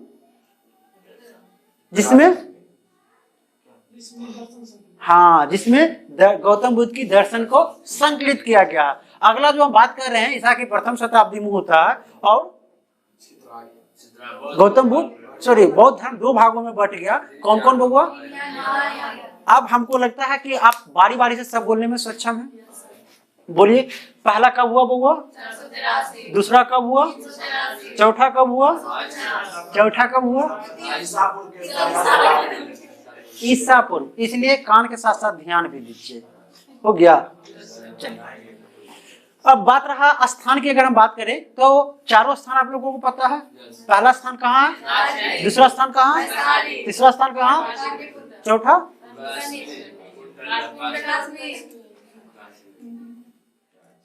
नाम और स्थान दोनों को कंपेरिजन कीजिए थोड़ा सा। चलिए, स्थान की हम बात करें, यहाँ तक लगभग हो गया। अगर हम बात करें राजा तो ये तो आपको पता ही, अकाक। अकाक का मतलब अजातशत्रु, कालाशोक, अशोक और कनिष्क। हो गया। ये अध्यक्ष वाला थोड़ा सा आगे बच्चा अटकता है ना, तो इसलिए इसको थोड़ा सा ईमानदारी पूर्वक एक दो बार लिंक करने की प्रयास कीजिए। सबसे पहले की अगर हम बात करें तो महाकश्यप और दूसरा सर्वकामनी। महाकश्यप और सर्वकामनी। तीसरा मोगलीपुत्र 30 और चौथा वसुमी। हो गया। चलिए, सॉरी अच्छा, अब बोलिए तो महाकश्यप, सर्वकामनी, मोगलीपुत्र 30 और वसुमी। चलिए, बहुत अच्छा। हाँ, वासुमित्र बउआ, वासुमित्र। हो गया। अब मेरे ख्याल से लगता है कि आप लोग इसको समझ गए हैं। अब आप लोग बताइए, हम लिखते चल जाते हैं क्या? तो हमको लिखने से फायदा, उससे बेटर आप ही नहीं लिख लेंगे? लिख लेंगे। नहीं, थोड़ा सा पहले हम देख लेते हैं भाई। उल्टा पुल्टा लिख लेगा वर्षा, बाद में बोलेगा सर आप ही लिखवा दिए। हाँ, छोड़ दीजिए, हमको केवल यहाँ देखना है बुआ। हमारा उद्देश्य है कि हम कुछ सीखें और इसका प्रयोग करें। ये केवल चारों गौतम बुद्ध के बारे में जान के क्या करोगे? हो गया। तो आइए सबसे पहला की हम बात करें तो नहीं, ये लड़की बोलेगी और वो नहीं बोलना है, हम कुछ वो बोलेंगे। पहले आप उठिए। हाँ, सबसे पहले आइए हलकौबे से बात कर लेते हैं। पहला कौन है बुआ? अध्यक्ष महाकश्यप। गुड। दूसरा सर्वकामनी देवी। हो गया। तीसरा तीस मोगली पुत्र गोसाल की तीस और वासुमित्र। चलो अब बोलो बउआ, स्थान कौन बताएगा? बोलिए। नहीं, राजा का नाम बताइए आप। अजात शत्रु, कालाशोक,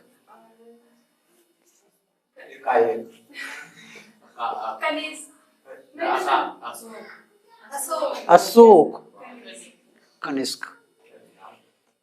चलिए हो गया बउआ। हंसिए नहीं, बैठ जाइए आप। अब बोलो वो छोटी, ये बताइए डेट। 483, 383, 250। हाँ, ईसा की प्रथम शताब्दी। चलिए स्थान भी हो गया। स्थान बोल दो इसमें। हाँ, कहीं नहीं बोल सकता। अगर आपको तकलीफ है, हम 2 घंटे से खड़े हैं तो हमको तकलीफ नहीं हो रहा। बोलिए। राजगीर, वैशाली, पाटलिपुत्र, कुंडलबन, कश्मीर। बहुत अच्छा। चलिए एक काम करते हैं, एगो हम भी बता देते हैं। 1 2 3 4 बता दिए। चलिए हाँ, टिक कर दिए। चलो केशव, तुम्हारा काम है सबको पढ़ देना। जितना भी टिक मारे उसको पढ़ना है। चलो 483, 383, 250, हाँ प्रथम। ये सभी ध्यान रखना होगा, ईसा पूर्व है। ठीक है। हाँ, राजगीर, वैशाली, हाँ, उसके बाद कुंडलबन, कश्मीर। बहुत। हाँ, हाँ, उसके बाद कनिष्क। गुड। महाकश्यप, सर्वकामनी। और बोलिए। उसके बाद सर 30। उसके बाद वासुमित्र। चलिए, तो मेरे ख्याल से लगता है कि आप इसको कंप्लीट यहाँ तक कर लिए। हो गया ना? इसलिए हम सोचते हैं कि आप खुद इसको लिखिए, हम लिखाए नहीं। आराम से इतना कॉलम बना लीजिए। जब आप खुद लिखिए लेगी तो इसको कहाँ रहने दें? अभी नहीं, इसको फिर से याद करवा देंगे, क्या दिक्कत है?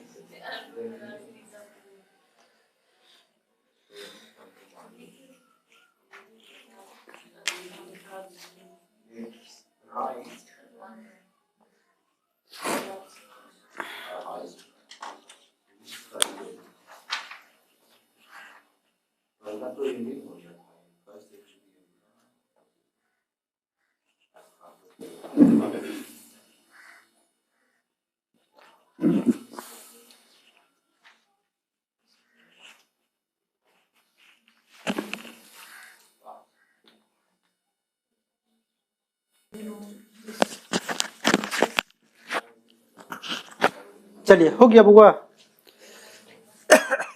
अगर हो गया तो बंद कीजिए, छोड़ दीजिए। अब आइए यही चीज से हम 2-3 बात और पॉइंट बनाकर लिख लेते हैं।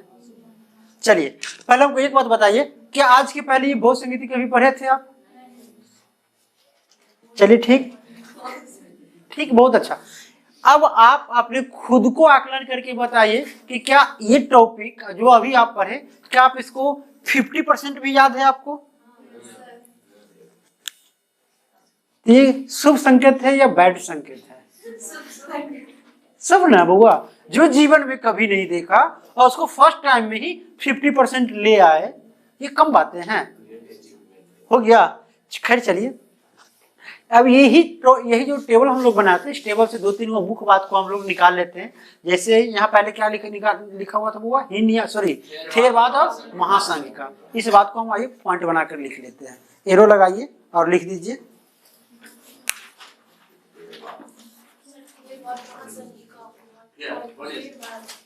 थेरवाद और नहीं कुछ नहीं है। अच्छा लिख लेते हैं, लिखिए ना पहले थेरवाद लिख के एरो लगा दीजिए, ताकि आपको याद बना हुआ रहेगा कि थेरवाद है क्या। थेरवाद क्या है हुआ? गौतम बुद्ध, थेरवाद में गौतम बुद्ध के परंपरागत या परंपरागत नियम संकलित हैं। हो गया बुआ?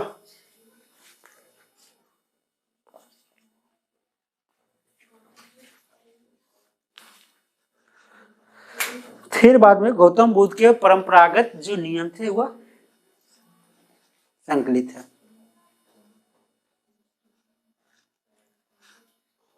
क्या यहाँ संकलित लिखना उचित होगा? ये पुस्तक तो है नहीं बुआ कि संकलित है, नहीं। थेरवाद में क्या लिखेंगे? परंपरागत नियमों को मानने वाले थे, है ना। संकलित लिखना उचित यहाँ नहीं होगा। थेरवाद में क्या लिखेंगे कि गौतम बुद्ध के परंपरागत नियमों को मानने वाले थे। दूसरा क्या लिखाया गया था बुआ? महासंघिका। महासंघिका में क्या लिखेंगे कि परंपरागत नियमों में बदलाव करके मानने वाले लोग थे। महासंघिका में क्या लिखेंगे? परंपरागत नियमों में बदलाव कर मानने वाले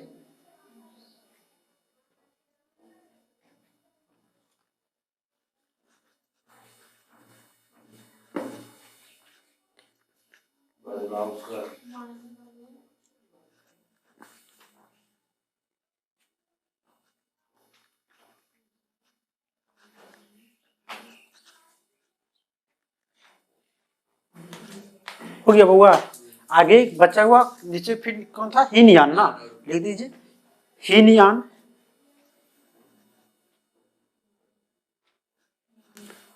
हीनयान लिख के एरो लगा दीजिए और लिखिए बुद्ध को गुरु माना,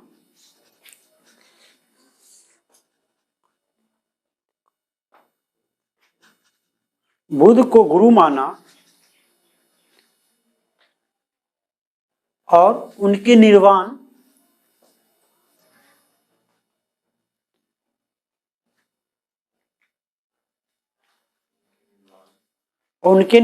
के आधार पर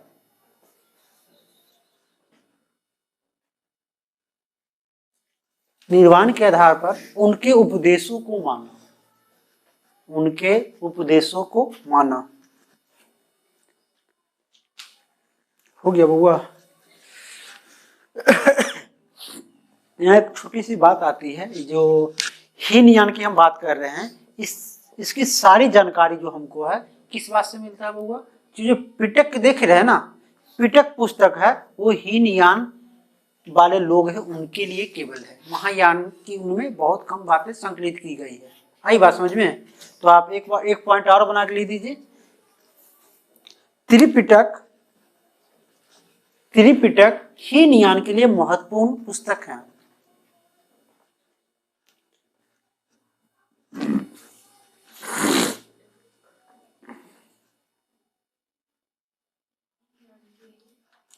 हीनयान के लिए महत्वपूर्ण पुस्तक था या है, जो भी लिखना है। चलिए अगला क्या है बुआ? महायान। महायान एरो लगा के लिख दीजिए।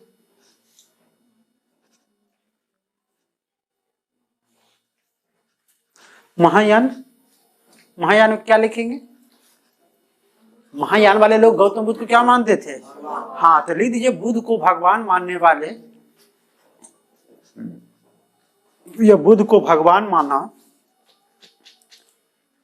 बुद्ध को भगवान माना और मूर्ति पूजा प्रारंभ किया,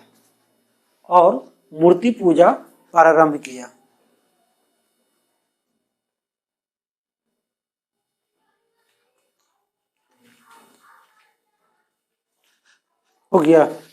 चलिए यहाँ के बाद हम लोग सोच रहे हैं कि थोड़ा सा एक पॉइंट और बढ़ा दें। 2 मिनट अब आराम से केवल सुनिए।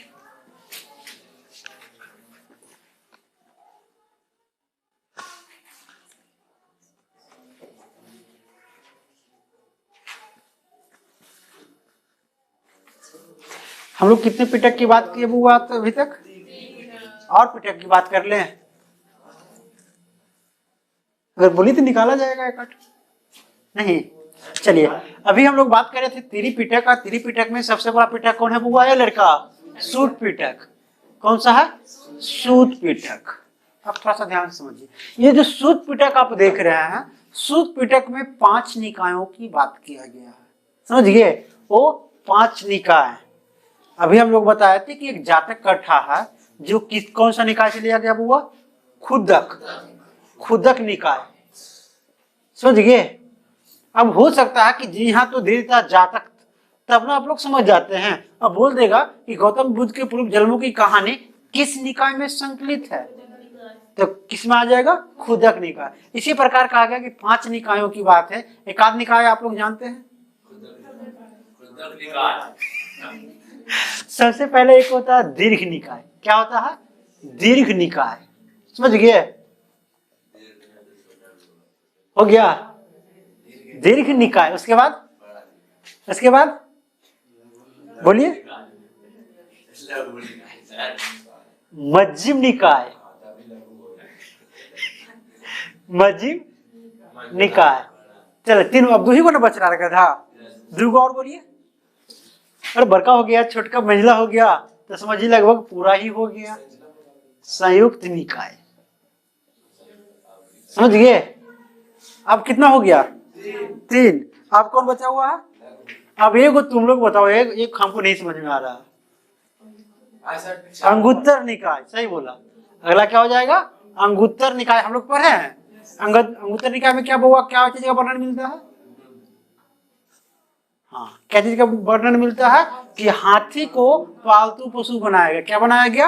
हाथी को पालतू पशु।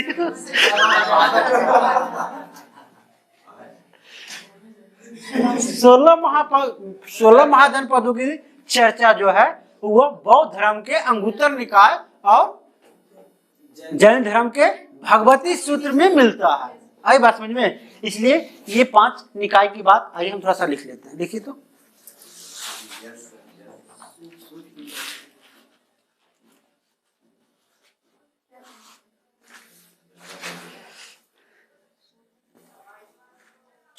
सूत पिटक में ये 5 निकाय लिख दीजिए। सूत पिटक हो गया। पहला कौन निकाय बुआ? सबसे बड़ा निकाय। फिर मध्यम निकाय। अगर ये मध्यम आएगा तो ये संयुक्त निकाय हो जाएगा। और खुदक तो आपको हमेशा याद ही रहेगा। और ये तो क्या कहते हैं, वंशानुगत चल ही रहा है। ये तो हम पहले से पढ़ ही रहे हैं। Very good. सोचो ना, तो फिर पुटुर यहाँ देखता है, लिखता है, ऐसे अच्छा लगता है। आराम से सोचिए। पहले दीर्घ हो गया, फिर मध्यम, फिर संयुक्त। और 2 को तो आप लोग जानते ही हैं। नहीं जानते हैं?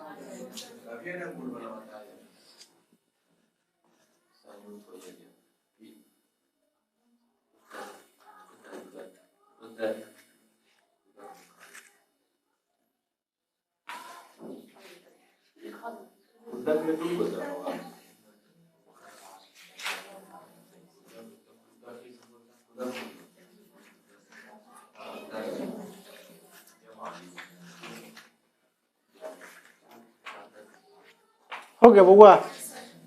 5 निकाय लिख दिए। गुड। अब आइए, क्या बोले बुआ? नहीं, इसमें भी निकाय सबसे बड़ा छोटा बड़ा निकाय आता है। खैर रुकिए, कल का एक टॉपिक ही रखा जाएगा बौद्ध धर्म के पुस्तक। और जितने भी पुस्तक होगा सबको खोल देंगे, क्या दिक्कत है? अगर डीप में पढ़ना आता और डीप पढ़ो। नहीं, ऐसे सामान्यतः बच्चे निकाय तक बहुत कम पहुंचता है। समझ गए? लेकिन थोड़ा सा जो उच्च स्तरीय तैयारी करता है उसके लिए इम्पोर्टेंट पार्ट बनता है। ये सब जन्म मरण से उसके लिए कोई मैटर नहीं करता है उस बच्चे के लिए। समझ गए? जन्म मरण का आपका क्या है? कहाँ पहुंचेगा? बिहार पुलिस, रेलवे, या एसएससी जीडी, ये सब में केवल जनगणना की बातें होगी। दरोगा बीपीएससी की अगर बात करें तो वहां के बाद सोच भी करता है गौतम बुद्ध का जन्म होगा मरण होगा, कोई लेना देना नहीं है। समझ गए? अभी जो हम देख रहे थे कि महत्वपूर्ण बातें, तो हो सकता है कि इधर से आप लोगों से पूछा जाए तो उससे इधर महत्वपूर्ण बातें पूछा जाएगा। थेरवाद क्या है?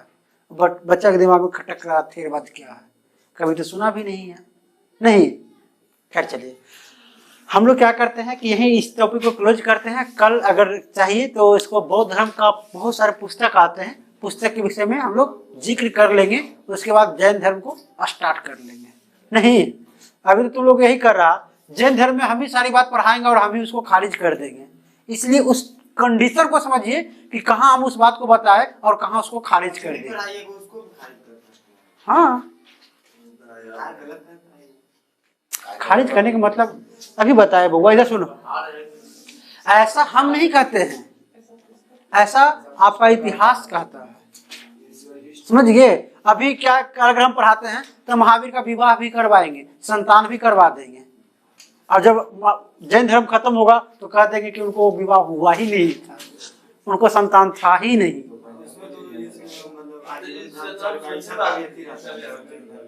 हाँ हाँ हाँ,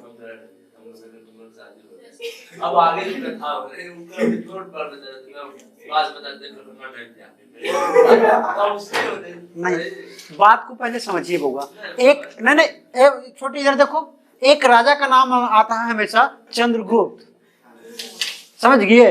एक राजा है, ये प्रतापी राजा है। समझिए? अब इसके संदर्भ में आइए, क्या क्या कहता है। जैन धर्म कहता है कि यह क्षत्रिय है। जैन धर्म क्या कहता है? क्षत्रिय है। क्यों? क्योंकि गौतम बुद्ध खुद जैन को मानता था। चंद्रगुप्त मौर्य खुद जैन को मानता है। देखें, संलेखना विधि से इसी का मृत्यु होता है। अब जैन को मानता है, जैन धर्म को मानता है, इसलिए वो क्या कर रहा है कि गौतम बुद्ध चंद्रगुप्त मौर्य क्षत्रिय है। इसका बेटा बिंदुसार किस धर्म को मानता है? तो वह आजीवक संप्रदाय को मानता है। लेकिन इसका पोता जो है अशोक, वो सभी बौद्ध धर्म को मानता है। इसलिए बौद्ध धर्म फिर क्या कहेगा? चंद्रगुप्त क्या है? तो वह क्षत्रिय है। समझ गए? बौद्ध धर्म भी क्या कहेगा कि ये क्षत्रिय है। अब एक पुस्तक का नाम हम बताए थे जिसमें धनानंद हारता है, चंद्रगुप्त जीतता है, वह पुस्तक का नाम है मुद्रा राक्षस। समझ गए? जिसका लेखक कौन है वो? विशाख दत्त। अब विशाख दत्त पुस्तक क्या कहता है? तो कहता है कि यह किस कुल का हुआ? बोलिए, इनका कौन सा जाति बताता है गौतम बुद्ध का? सॉरी, गौतम बुद्ध दिमाग में आया हुआ है। बोलिए। तो कहते हैं कि ये मुद्रा राक्षस पुस्तक कहता है कि चंद्रगुप्त मौर्य जो है ये क्या है? बिरसल है। समझ गए? क्या कहेंगे? बिरसल है। बिरसल मतलब बिरसव नहीं, बिरसल। बिरसल का मतलब होता है, क्या कहेंगे? निम्न कुल के। निम्न कहने का मतलब हुआ, आगे समझाएंगे। हो गया? एक अगला जो आप देख रहे हैं ब्राह्मण धर्म। ब्राह्मण लोग क्या कहेंगे? तो आप लोग देखेंगे कि कोई अभी तक कोई ब्राह्मण धर्म का जिक्र यहाँ हुआ है। ब्राह्मण धर्म शासक है, कुल राजा मिला बौद्ध नहीं तो जैन। तो ब्राह्मण कहेगा बढ़ियों, क्या कहते हैं कि बढ़ियों कोई बेटर काम नहीं किया, या बढ़ियों ब्राह्मण धर्म को स्वीकार नहीं किया क्योंकि वह शूद्र था। अशुद्ध ब्राह्मण धर्म कैसे मानेगा? अब सोचिए, इतना व्यक्ति एक ही व्यक्ति के संदर्भ में कह रहा है। ये कह रहा है कि बहुत अच्छी कुल के हैं, क्षत्रिय कुल के हैं। ये जो देख रहे हैं बौद्ध धर्म भी क्या कहेगा? क्षत्रिय, क्योंकि इसका पोता ये स्वयं खुद व खुद इस धर्म को मान रहा था। इसलिए ये हम गलत कैसे कर सकता है? मुद्रा राक्षस कहता क्या है कि यह बिरसल है। कहने का सेंस ये भी कह रहा कि शूद्र ही है। निम्न कुल का मतलब क्या होता है? छोटी जाति का। मतलब कहने का सेंस, अब ब्राह्मण धर्म क्या कह देगा बुआ? शूद्र। अब बताइए, अभी हम कह देंगे बुआ क्षत्रिय, या फिर आगे पढ़ा देंगे कि मुद्रा राक्षस कहता है कि निम्न कुल के हैं, तो खारिज हुआ कि ना हुआ? आई बात समझ में? तो ये सभी क्या है? कि जो जैसे धर्म को मानेगा वो उसको अच्छा करेगा, जिस धर्म का वो विरोध करेगा वो बुरा करेगा। क्वेश्चन भी उसी जैसे कुछ हाँ। जैन धर्म के अनुसार बोलता है। हाँ हाँ हाँ हाँ, जब भी क्वेश्चन बनेगा तो आपको बोलेगा कि मुद्रा राक्षस के अनुसार चंद्रगुप्त मौर्य का किस कुल की बात किया गया, तो वहाँ कौन सा आ जाएगा, बीरसल। अगर ब्राह्मण धर्म ने क्या कहा तो शुद्ध, अगर जैन धर्म क्या कहा, तो ऐसे क्वेश्चन बनता है, समझ गए। चलिए, तो इस प्रकार हम लोग क्या करेंगे कि कुछ बातें को बोलेंगे भी और फिर उसको खारिज करेंगे। नहीं, खारिज का मतलब क्या होता है वो, हाँ, उस बात को स्वयं काट देंगे, है ना। ये चीजें बहुत ज्यादा ही देखने को मिलता है। जब मौर्य में आएंगे तो बहुत सारा बात ऐसा मिलेगा जो तुरंत का तुरंत खारिज हो जाता है। नहीं, और ये बहुत जगह ऐसा होता है कि खारिज वाला क्वेश्चन भी बनता है। जैसे हम बात, जहां भी सब्जेक्टिव एग्जाम होता है जिस भी डिपार्टमेंट में, तो वहां अगर पूछ दिया जाए कि अशोक का हृदय पिघल गया था, यस, तो यहाँ 2 आंसर बनता है। अगर उस एग्जाम के लिए पीटी की अगर तैयारी कर रहे हैं तो पीटी में कहेंगे कि हाँ उसका हृदय पिघल गया था। अगर मेंस मतलब सब्जेक्टिव एग्जाम में दे रहे हैं तब होगा कि उसका हृदय नहीं पिघला था। हो गया, यही तो तुम लोग को नहीं सीखा हुआ। आप किसी भी चीज का जजमेंट नहीं कर सकते हैं। आई बात में, इतना कौशल आपके अंदर होनी चाहिए कि आप किसी भी चीज को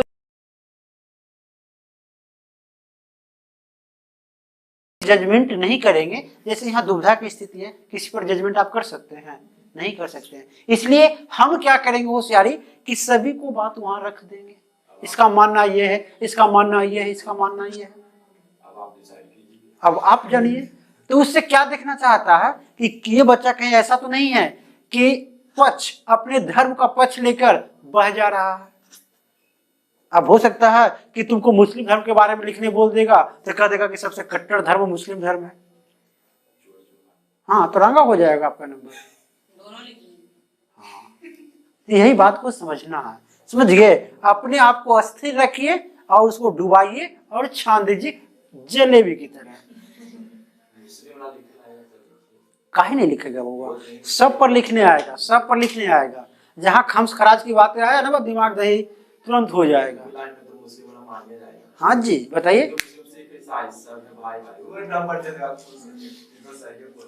हो गया, चलिए